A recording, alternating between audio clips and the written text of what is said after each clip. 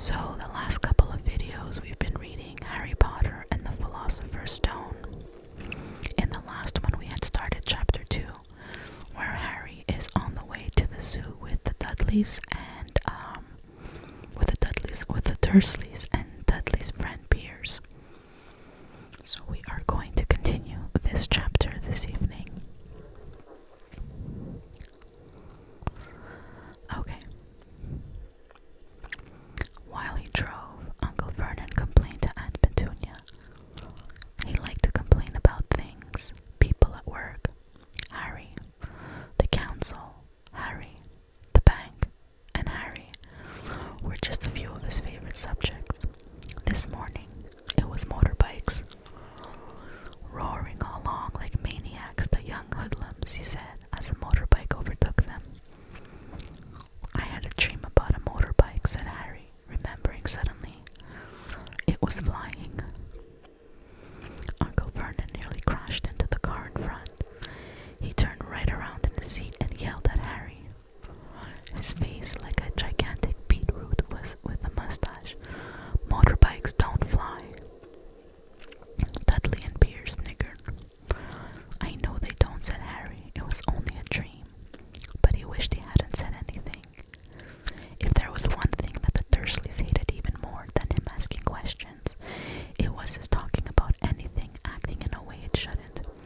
No matter if it was in a dream or even a cartoon, they seemed to think he might get dangerous ideas. It was a very sunny Saturday and the zoo was crowded with families. The Dursleys bought Dudley and Piers large chocolate ice creams at the entrance, and then, because the smiling lady in the van had asked Harry what he wanted before they could hurry him away, they bought him a cheap lemon ice lolly. It wasn't bad either, Harry thought, licking it as they watched the gorilla scratching its head and looking remarkably like Dudley, except that it wasn't blonde. Harry had the best morning he'd had in a long time. He was careful to walk a little away, apart from the Dursleys, so that Dudley and Piers, who were starting to get bored with the animals by lunchtime, wouldn't fall back on their favorite hobby of hitting him. They ate in the zoo restaurant, and when Dudley had a tantrum because his knickerbocker glory wasn't big enough, Uncle Vernon brought him another one, and Harry was allowed to finish the first. Harry felt afterwards that he should have known it was all too good to last. After lunch, they went to the reptile house. It was cool and dark in here, with lit windows all along the walls. Behind the glass, all sorts of lizards and snakes were crawling and slithering over bits of wood and stone. Dudley and Piers wanted to see huge poisonous cobras and thick man-crushing pythons. Dudley quickly found the largest snake in the place. It could have wrapped its body twice around Uncle Vernon's car and crushed it into a dustbin, but at the moment it didn't look in the mood. In fact, it was fast asleep. Dudley stood with his nose pressed against the glass, staring at the glistening brown coils. Make it move, he whined at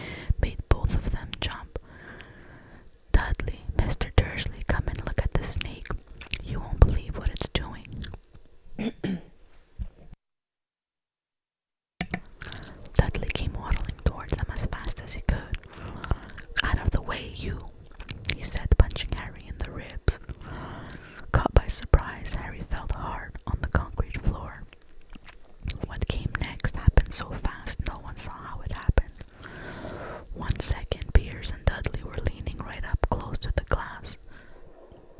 The next, they had leapt back with howls of horror. Harry sat up and gasped. The glass front of the boa constrictor's tank had vanished. The great snake was uncoiling itself rapidly, slithering out onto the floor. People throughout the reptile house screamed and started running for the exits. As the snake slipped swiftly past him, Harry could have sworn a low hissing voice said, "Brazil, here I come. Thanks, amigo." The keeper of the reptile house was in shock. "But the glass," he kept saying. "Where did the glass go?" The zoo director himself made Aunt Petunia a cup of strong sweet tea while he apologized over and over again. Piers and Dudley could only gibber. As far as Harry had seen, the snake hadn't done anything except snap playfully at their heels as it passed. But by the time they were all back in Uncle Vernon's car, Dudley was telling them how it had nearly bitten off his leg, while Piers was swearing it had tried to squeeze him to death. But worst of all, for Harry at least, was Piers calming down enough to say, "Harry was talking to it, weren't you, Harry?" Uncle Vernon waited until Piers was safely out of the house before starting on Harry. He was so angry he could hardly speak. He managed to say, "Go, cupboard, stay, no meals," before he collapsed into a chair and Aunt Petunia had to run and get him a large brandy. Harry lay in his dark cupboard much later, wishing he had a watch. He didn't know what time it was, and he couldn't be sure the Dursleys were asleep yet. Until they were, he couldn't risk sneaking to the kitchen for some food. He'd lived with the Dursleys almost 10 years. 10 miserable years. As long as he could remember, ever since he'd been a baby, and his parents had died in that car crash. He couldn't remember being in the car when his parents died. Sometimes when he strained his memory during long hours in his cupboard, he came up with a strange vision. A blinding flash of green light and a burning pain on his forehead. This, he supposed, was the crash, though he couldn't imagine where all the green light came from. He couldn't remember his parents at all. His aunt and uncle never spoke about them. And of course, he was forbidden to ask questions. There were no photographs of them in the house. My throat's getting really dry, guys. I'm just gonna drink some water again.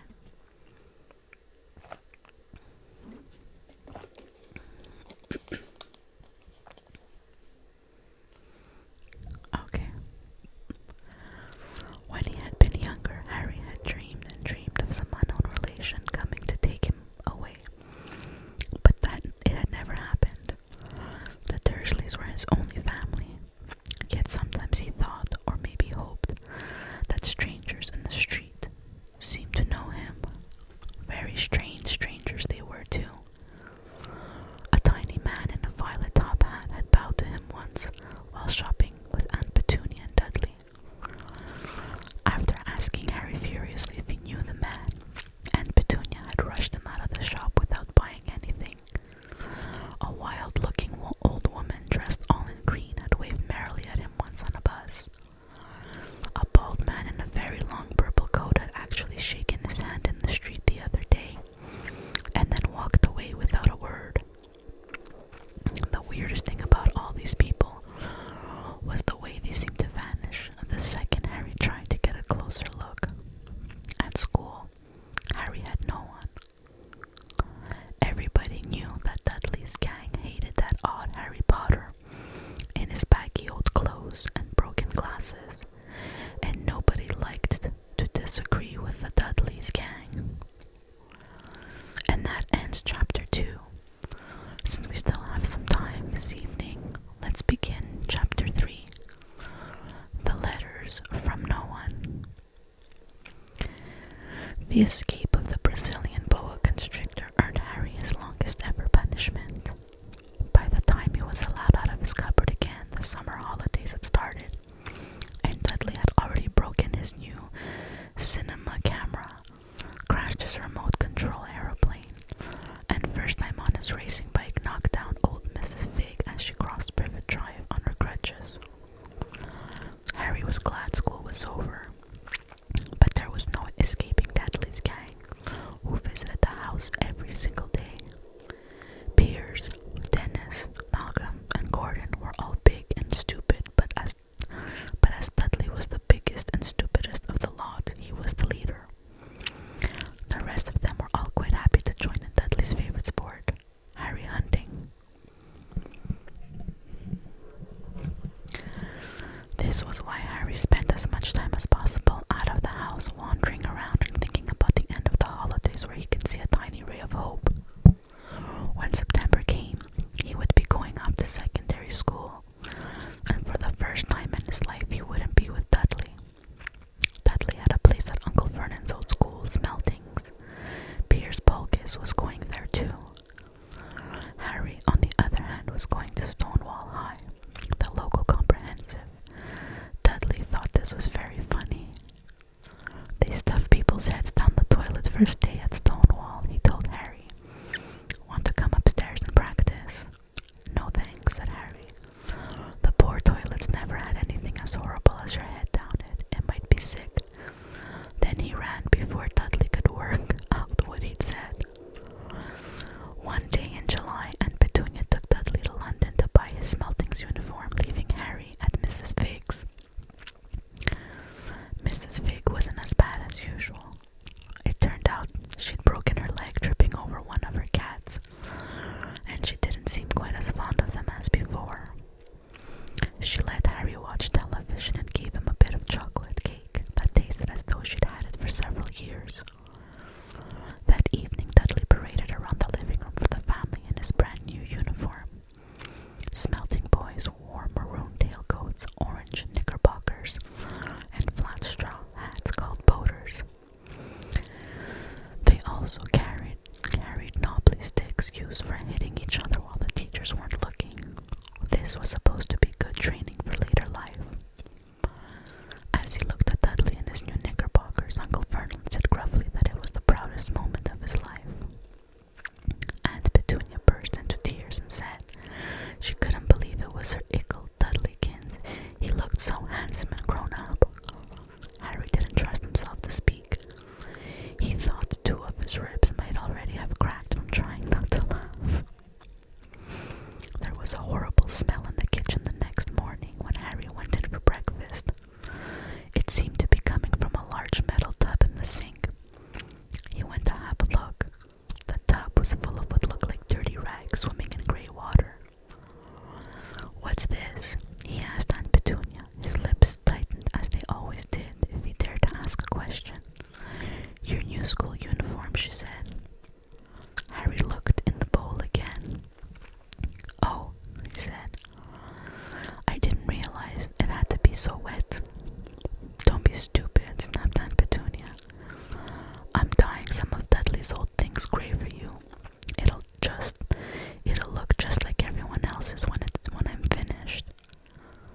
Harry seriously doubted this, but thought it best not to argue.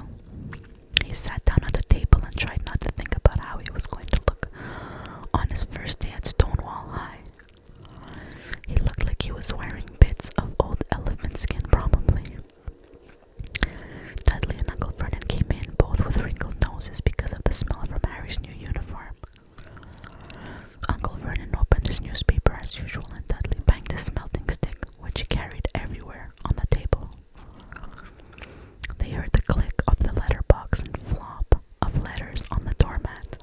Get the post, Dudley, said Uncle Vernon from behind his paper. Make Harry get it. Get the post, Harry. Make Dudley get it. Poke him with your smelting stick, Dudley. Harry dodged the smelting stick and went to get the post. 3 things lay on the doormat. A postcard from Uncle Vernon's sister Marge, who was holidaying on the Isle of Wight. A brown envelope that looked like a bill, and a letter for Harry. Harry picked it up and stared at it.